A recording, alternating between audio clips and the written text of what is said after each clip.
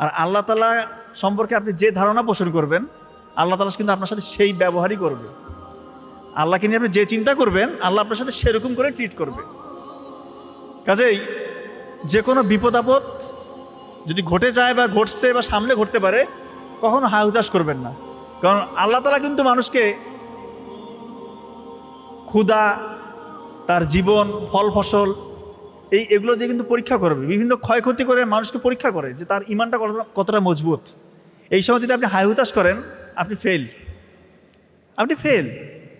আর জীবনে ভাই এত হতাশার কিছু নাই। সত্যিকার অর্থে এটা শয়তান আমাদেরকে শেখায়। এই যারা স্টুডেন্ট আছেন, আপনাদের এখন মানে মেইন যেটা নিয়ে আপনাদের খুব স্ট্রেস ফিল করেন, যে বের হওয়ার পরে কি চাকরি করব, কোথায় যাব, কি হবে আমার ভবিষ্যৎ, এত চিন্তা করার কিছু নাই ভাই। আপনি আপনার কাজ করেন। আল্লাহ তাআলা কাউকে না খেয়ে মারবে না, সবার জন্য রিজিক ফিক্সড করে দিয়েছে। আপনি পরিশ্রম করে যান, আল্লাহর কাছে চান, রাতে আগে আগে ঘুমান, পারলে কিয়ামুল লাইল তাহাজ্জুদের সালাত আদায় করেন। 2 রাকাত তাহাজ্জুদের সালাত আদায় করে যদি কেউ আল্লাহর কাছে চাইতে পারে এবং পরিশ্রম করতে পারে, তার জীবনে ব্যর্থতার কোনো জায়গা নেই ইনশাআল্লাহ। এটা আমি ইনশিওর করছি আপনাদেরকে। আপনারা পরিশ্রম করেন, হতাশার কোনো জায়গা নেই। শুধু ভোরবেলাটাকে কাজে লাগান। ফজরের আগে উঠে যদি কেউ 1-2 ঘন্টা পড়ে এবং ফজরের পর আরও 1-2 ঘন্টা পড়তে পারে, তার সারাদিন কিছু না পড়লেও চলবে।